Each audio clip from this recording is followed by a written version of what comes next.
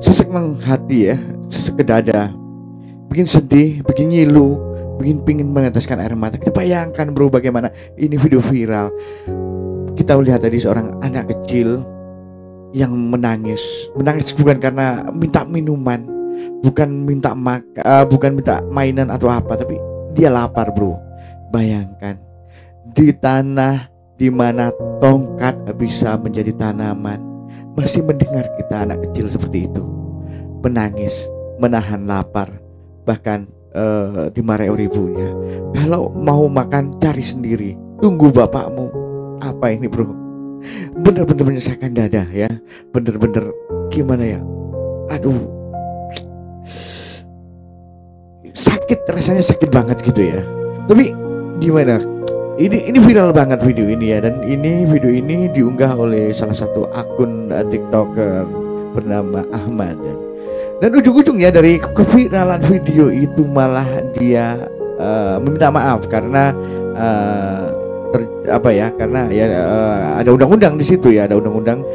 Yang pertama adalah dia ini tidak izin keluarga untuk memviralkan video itu, termasuk RT, RW dan perangkat-perangkat desa ke atas-atasnya perjanjian begitu ya. Tapi kalau tidak diviralkan ya, orang tidak tahu ya, orang tidak akan tahu. Dan kita tahu sendiri bagaimana di beberapa tahun ini memang no justice no viral, no justice gitu kan ya. Dan coba kita lihat ini ya, setelah video ini viral dan ada klarifikasi dari yang punya video ini, yang memviralkan video ini, dan sekaligus ini ada juga reaction dari netizen ya. Saya ngomong terbata-bata bro, sakit rasanya, sakit banget deh. Ada reaksi dari netizen, bagaimana kita lihat. Wah, pilu banget pokoknya deh. Lanjut ya, kita lanjut ya, bagaimana nih. Assalamualaikum warahmatullahi wabarakatuh. Nama saya Ahmad Saudi, dipanggil. Halo, assalamualaikum Meter. Itu tadi adalah potongan video Ahmad yang dia telah memviralkan seorang anak kecil dari daerah Bojonggede Bogor menangis kelaparan. Anak itu teriak, "Ma, aku mau makan, ma, aku lapar." Tetapi ibunya justru membentak ya, dengan mengatakan maknya nggak punya duit, makannya nanti kalau ayahnya pulang. Ini yang harus netizen kerahkan kekuatan kita. Pemerintah mulai dari daerah sampai pusat selalu maunya rakyatnya kelihatan subur-subur aja, kelihatan makmur-makmur saja, kelihatan baik-baik saja, sehingga orang-orang yang berani mengupload video ketika ada kemiskinan, ketika ada penyiksaan, atau ketika ada masyarakat yang nggak mampu tetapi terbengkalai oleh aparat setempat, kalau belum viral, belum dibantu, itu harus meminta maaf. Ini contohnya Ahmad. Aku yakin Ahmad itu hanya membacakan permintaan maaf tadi. Ahmad itu nggak salah. Di situ dikatakan dia melanggar ya, mungkin yang dimaksud melanggar UU ITE karena nggak izin dulu sama keluarga untuk upload. Kalau izin dulu nggak bakalan boleh, dan nggak bakalan ada masyarakat yang tahu bahwa di salah satu titik ya rakyat di sana, di rumah salah satu warga di Bojonggede itu ada anak yang segitu miskinnya ya, sampai minta makan itu harus nangis, harus teriak karena nggak kuat menahan lapar. Bahkan Ahmad tadi mengatakan bahwa hal yang diupload itu tidak sebenarnya, padahal itu jelas-jelas rekaman. Kalau pemerintah terus bersikap seperti ini, nggak mau merefleksi dan nggak mau menintrospeksi, ya introspeksi itu penting ya, introspeksi itu. Jadi jangan sedikit-sedikit malu. Terus orang yang memberitakan bahwa ada saudaranya yang miskin, ada saudaranya yang butuh makan, itu harus minta maaf seolah-olah dia melakukan kejahatan ITE, seolah-olah dia melakukan kejahatan ITE. Padahal ketika video ini viral, akhirnya bantuan pun datang berbondong-bondong ke rumah anak kecil yang menangis kelaparan tadi. Gini amat sih negeriku. Kalau ketahuan ada yang miskin, kelaparan dan butuh makanan, harus diklarifikasi oleh orang yang memberitakan bahwa video itu tidak benar, bahwa dia itu melanggar undang-undang, dia itu minta maaf. Ini pasti yang keberatan itu RT, RW, kelurahan. Tadi disebutkan ya, kayak pemuka agama. Ini kondisi ya. Salam. Lama-lama masyarakat ini akan ketakutan ya menyampaikan berita apapun tentang saudara-saudara yang ada di sekitar lingkungannya. Pak RT, Pak RT nggak usah malu, Pak RW juga nggak usah malu. Anda harusnya bersyukur. Mungkin Anda nggak sempet ya berkeliling mengontrol warga Anda. Ini ada yang bantu Ahmad tadi. Ya kalaupun misalnya Anda membantu kan paling sekedarnya yang Anda beri ya. Mungkin minta juga ke masyarakat. Tapi kalau viral bantuan itu jadi banyak. Termasuk si ibu anak ini katanya ketika didatangi oleh ada ya yang membawa anak ini belanja ke minimarket, ke restorannya, si ibunya tuh nggak ada pergi. Bisa jadi mungkin ibunya juga malu. Ibu nggak usah malu. Kalau emang kondisi ibu miskin, ibu nggak usah malu. Kalau memang kondisi ibu membutuhkan, ibu enggak usah malu ya. Jadi untuk memenuhi kebutuhan ibu, kalau ibu butuh dibantu, ibu nggak usah malu, ibu nggak usah pergi, ibu hadapi aja orang-orang yang bersimpati kepada ibu. Percayalah, mungkin di lingkungan ibu sedikit yang bersimpati, tapi di luar sana banyak. Tapi emang banyak banget ya kejadian kalau orang-orang yang butuh bantuan, terutama mereka yang fakir miskin gitu, kalau udah viral kan banyak bantuan tuh dari jauh gitu ya. Mungkin dari selebgram, dari para sultan, dari para dermawan.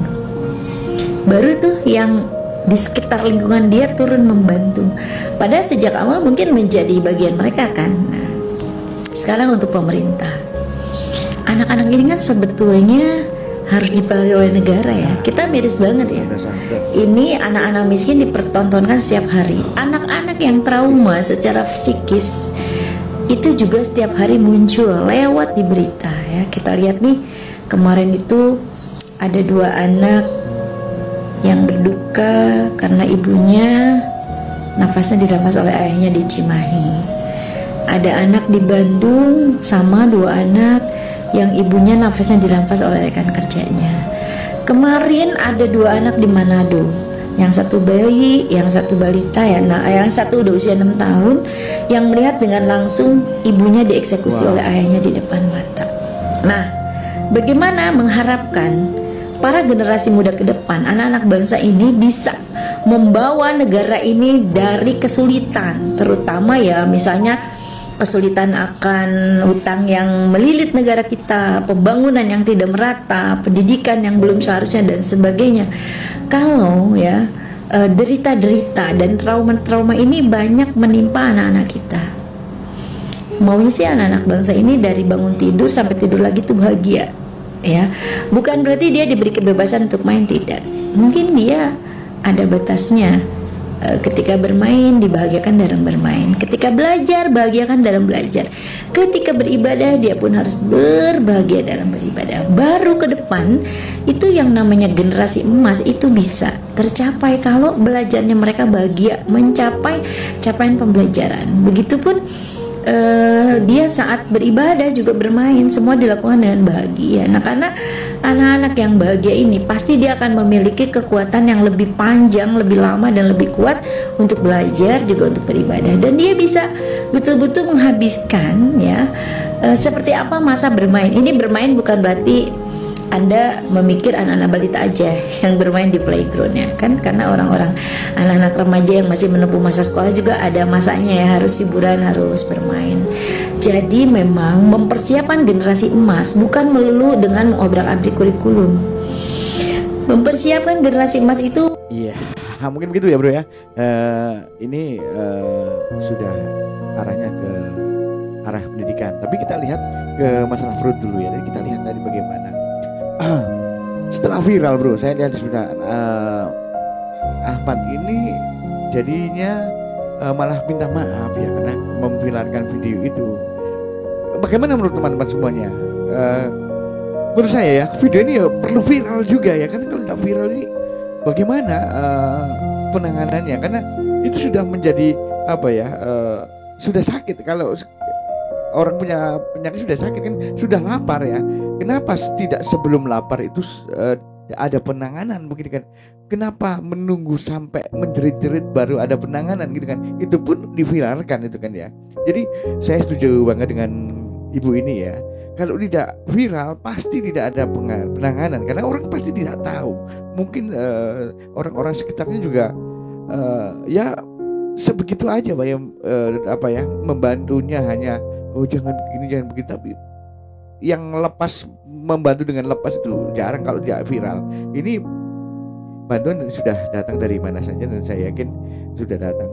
Apakah pertanyaannya begini ke, masih ada Ahmad si Gibran lainnya ini ya, selain Gibran ini pasti ada yang lain-lainnya ya, dan bukan hanya satu-satunya itu yang percaya seperti itu. Dan apa sebenarnya yang terjadi di negara ini bro, di mana di tanah kita tercinta ini tanaman begitu subur, tongkat ditanam menjadi tanaman, kita kaya raya, tapi kenapa di atas tanah yang begitu kaya raya gitu masih ada orang miskin, orang kelaparan, anak kelaparan, dan kita tongkati menjerit-jerit. Bagaimana menurut teman-teman semuanya ya? Ditulis aja di komentar ya. Menyesakkan dada, menyedihkan, bikin pilu. Oke, terima kasih sudah menyimak video ini kita teman-teman semuanya ya. Ya harapannya lebih baik lagi ke depannya, dan penanganannya untuk orang-orang seperti anak-anak seperti Gibran ini bisa ada harapan untuk mereka. Bukan hanya pendidikan, saya kira ini lebih parah dari pendidikan. Jangankan pendidikan, dia ini lapar ya. Jadi bagaimana mengenyangkan pendidikan, dia aja lapar gitu kan ya. Ini yang paling primer bro, lapar paling primer tuh. Oke, terima kasih. Kita ketemu lagi di video berikutnya. Salam sehat untuk kalian semuanya.